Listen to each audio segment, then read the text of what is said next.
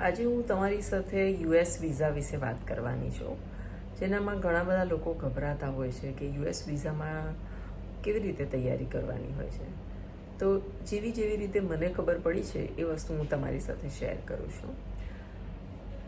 સૌથી પહેલાં તો આપણે ઓનલાઈન એપ્લિકેશન કરીએ ત્યારે એપ્લિકેશન આપણે સબમિટ કરીએ અને પછી કન્ફર્મેશન લેટરને બધું આપણે કાઢી લઈએ. ત્યાર પછી એક ફોર્મ હોય છે એની અંદર DS-160નું. જ્યારે પણ આપણે વિઝા લેવા જઈએ ત્યારે સૌથી પહેલાં એ લોકો DS-160નું ફોર્મ જ માગતા હોય છે. જો હું તમને બતાવું કે કયા ફોર્મને DS-160નું ફોર્મ કહેવાય, તો આ ફોર્મ છે એ DS-160નું ફોર્મ છે. એટલે આવું તમે કન્ફર્મેશનવાળું જે પેજ હોય એ પ્રિન્ટ કરીને લઈ જવાનું. પ્લસ અહીંયા એક મારે તમને સૂચના આપવી છે કે આ જે ડેટ છે એ જે ડેટ તમે જ્યારે પણ આ ફોર્મ ભર્યું હોય અને તમારે જ્યારે તમારું ઇન્ટરવ્યૂ હોય એ 1 વર્ષની અંદર હોવું જોઈએ. નહીં તો આ ફોર્મ તમારે ત્યાં જઈને ફરી ભરવું પડે છે, જે અમારી સાથે થયું હતું.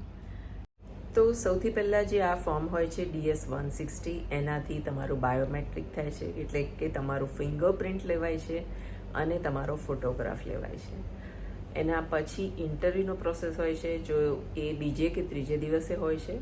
પણ આ જે પ્રોસેસ છે ફિંગરપ્રિન્ટ લેવાનું અને બાયોમેટ્રિક્સ, આંખોના પેલા કીકીના નિશાન લેવાના, એ બધું તો કન્ફર્મેશન ના હોય તમારું વિઝાનું તો પણ લે છે બધાનું.